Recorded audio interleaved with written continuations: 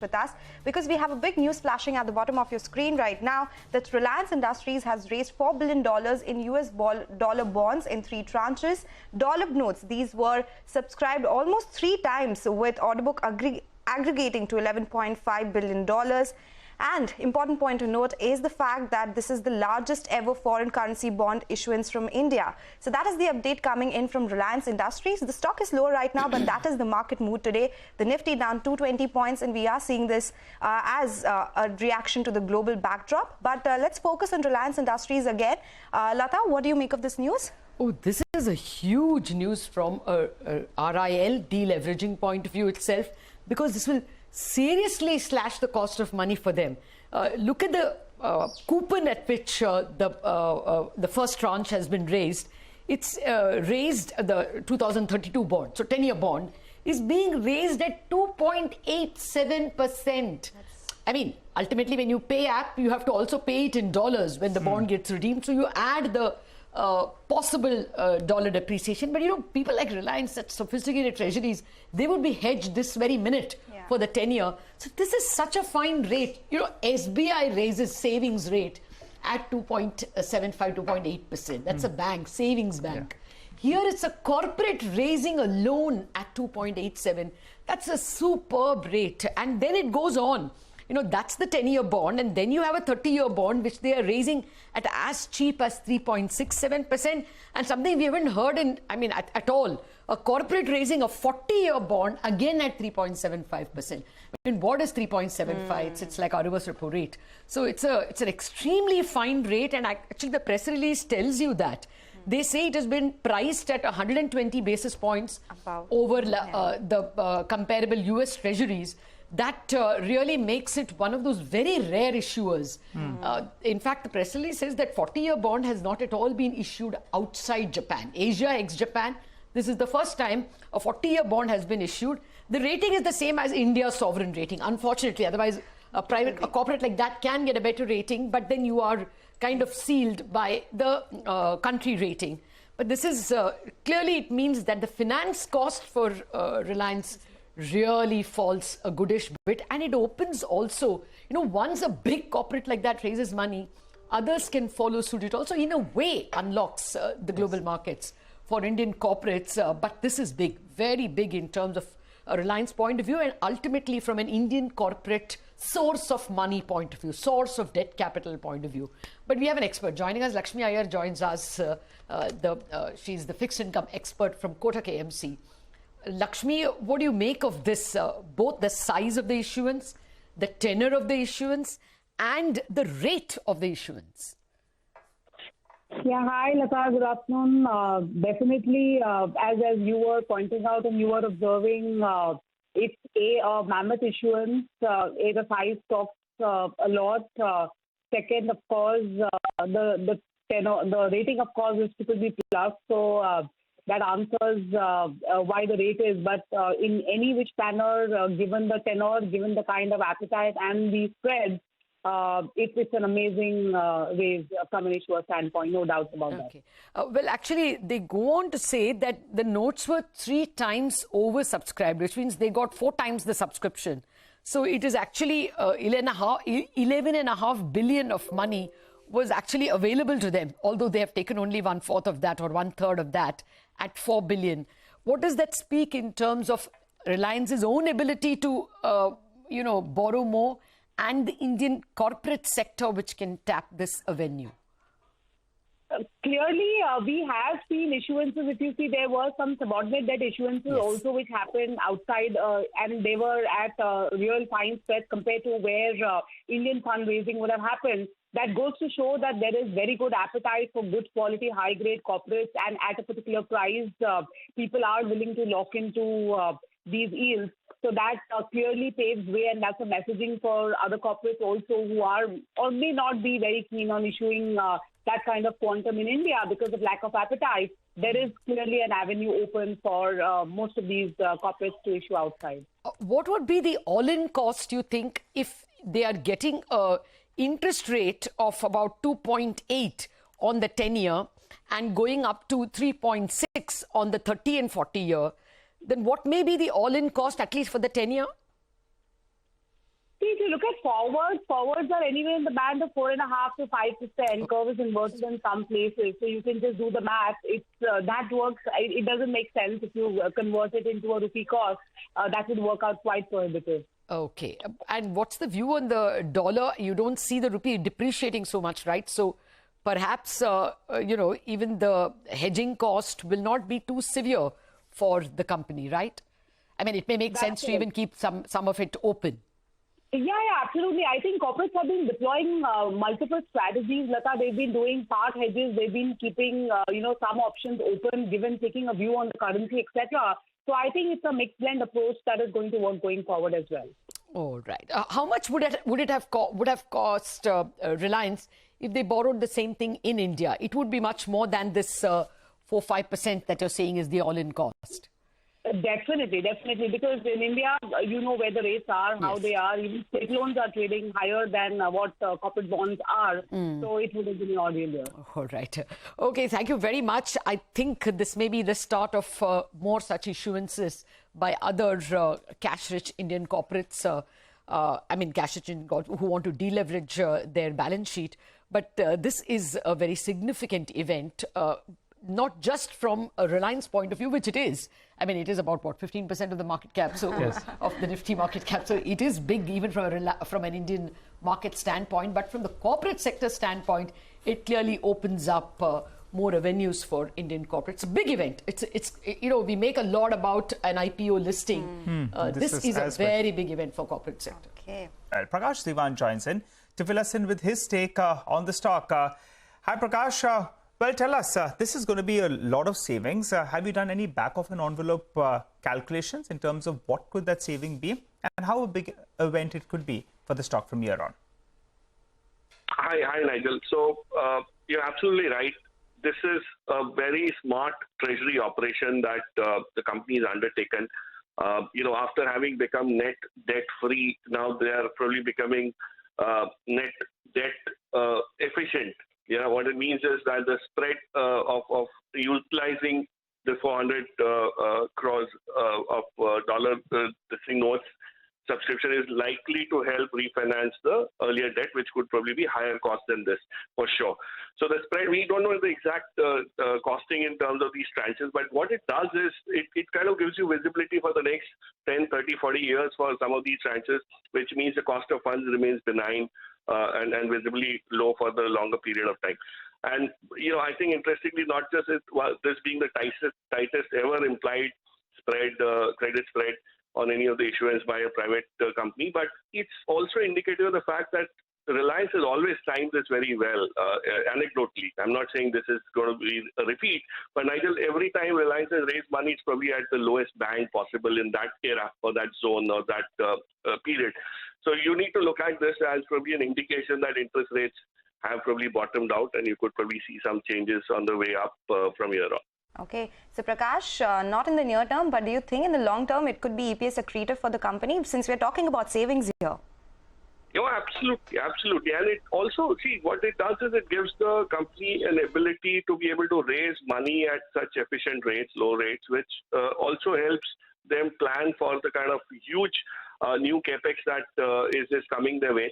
The scalability becomes much more definitive, Sonal, because of this ability to raise money in the long term. So not just the savings on the EPS side, but the ability to scale up very rapidly with this kind of a fundraise, which is the largest ever. So you set a new benchmark and you could keep on doing this as and when the opportunity to raise money and utilize that money capital is there for the new energy businesses.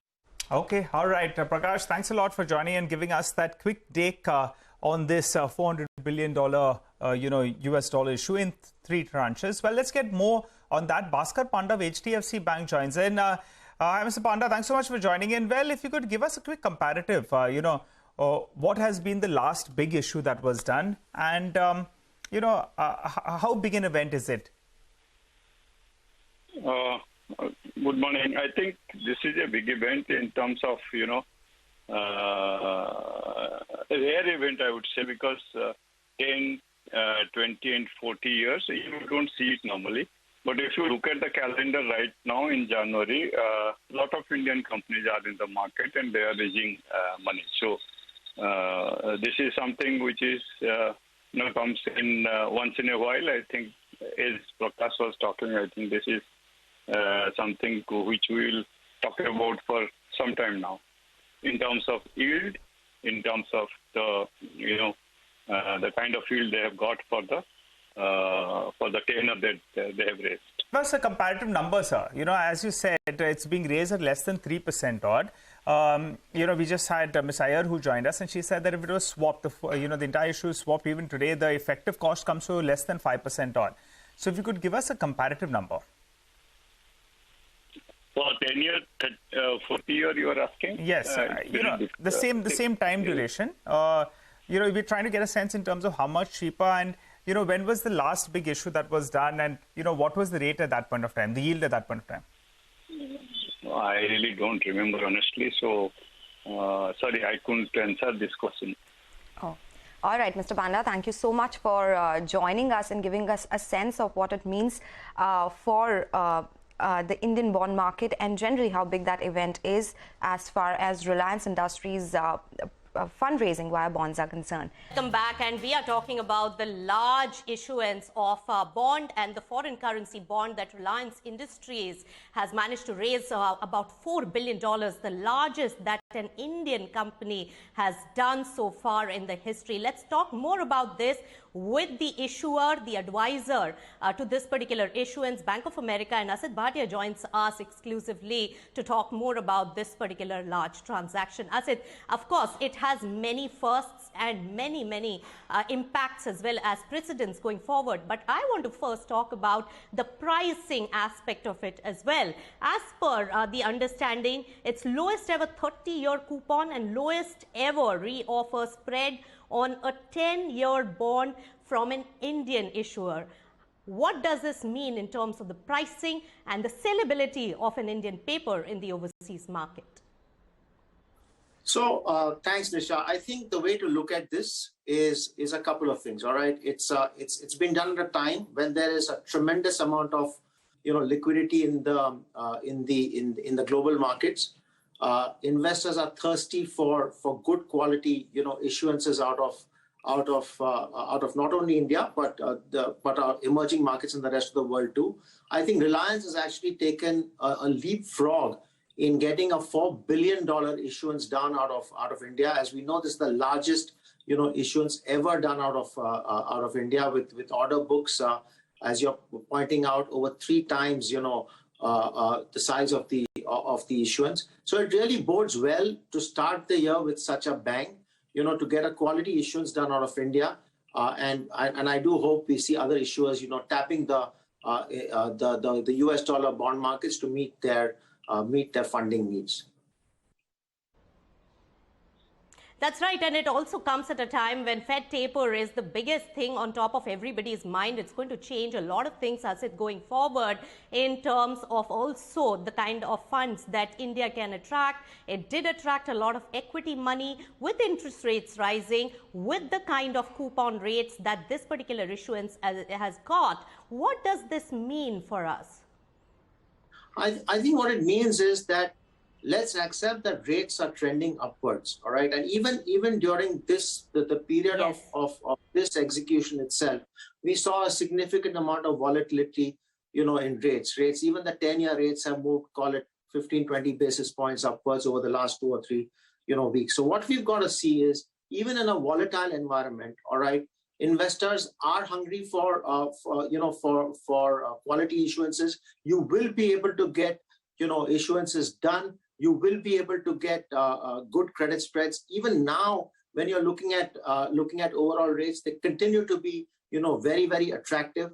And therefore, the way we should look at it is, it's as good a time as any for issuances to happen out of India, and large and quality issuances out of India will be very, very well received, in the markets.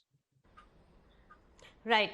You know what, Asit, one aspect that I have been talking about all throughout is that in the worst of the pandemic times, Reliance Industries has been the one which has managed to attract the most amount of equity, as well as now the bond price as well, and the bond investors.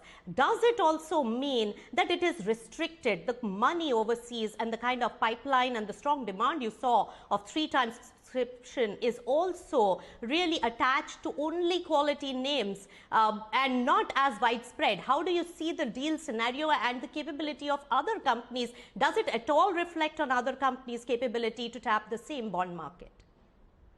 No, if you actually look at the full of last year, all right, whereas you had very high quality issuances, also coming out of India, you also had the high yield sector, all right, also doing, fairly well. So we had 81 issuances coming out of, banks. We did other issuances which were lower than investment, grade. So the point is, I think the quality of the issuances, irrespective of whether they are high yield or high grade, companies with a global footprint, companies which have high governance, standards, all of these, will do well. Obviously, Reliance is completely a class apart, which is why you can see a size of 4 billion getting done as well as it did. But it does not mean that other companies will not be able to access. I think every company which has high corporate governance standards, has a global footprint, and is well recognized in the market will also be able to attract issuances out of India. Asit, we have very little time, so my final question and quick answer to that. Does this open up a huge gamut for the Indian companies? Because yes, equity funding has been something that India has attracted, but equity is also fickle and it has its own cycles, and we need a deep market of fixed and the bond market as well to really guzzle up in terms of our growth story and the kind of funds we require. What does this mean in terms of transactions, deal flow, and would you be able to pitch more given the demand that you have seen? For sure, Nisha. I mean, very, very confident about the fact that I'm glad this has happened in the month of January, in the first week of January. I think this will open up issuances out of India. People will get a lot more confident about the ability to tap the international bond markets. Banks such as Bank of America are at the forefront of leading this effort. And I actually think that this year is going to be a record year once again in terms of issuances in the global bond markets out of India. All right, Asit, thanks so much for joining us and many congratulations on this large transaction. You've started the year with a bang, so big issuance in the bond market, the largest that Indian corporate has seen. And for this year, it sets a very good note in terms of fundraising ability of the Indian companies overseas. Let's take this forward. How did it impact the debt market? Well, Lata is standing by to give us a quick analysis. Lata? There's a stunned silence about the pricing that Reliance bonds have been able to notch up. In debt and equity market parlance, anything above 20 years is actually equity. Because, what is equity? It is perpetual debt. For instance, I mean, if you have a steel plant, you normally raise, you're normally paying off all the debt in 20 years. So anything over 20 years is normally considered equity. Normally, when you buy equity, people expect a return, a double-digit return, at least a 15% ROE or a 14% ROE. Technically, Reliance has paid just 2.8 for 10-year, but for the 40-year, it's only 1 percentage point more. It is only 3.8%. So they're getting 3.8% for literally an equity issuance. Although it's a 40-year debt, it amounts to equity. A second way of looking at it is, you have to pay the principal after 40 years. Now, assume it's 2 billion, you have to pay it in 40 years. How much have you to make every year? Only 50 million. 50 million every year for 40 years, and you get your $2 billion. What does that work out? If you invest that $2 billion of capital, you only have to make 2.5% on it to be able to repay that. And to be sure, if Reliance invests in a manufacturing facility like, say, retail or telecom, it will make much more than 2.5. That goes directly to the bottom line. So again, advantage for the company itself, it will be a massive deleveraging because it is way cheaper than their current cost of capital. And secondly, they're also going to be able to expand a 5G or whatever they use it for at literally next to nothing. at 2.5% capital. Again, as Nisha was pointing out, the fact that 11 billion came when they were only asking for 4 billion means 7 billion is disappointed. They're looking for a home. And right now, bankers tell us one NBFC and one renewables company is already ready with their bond issue to sponge off that 7 billion. So what literally it means is that at the start of the first week of the year, Indian corporates are getting 11 billion from global markets. It is possible that global investors are looking at the India story with new eyes. This is probably going to be the India year, especially in the bond market.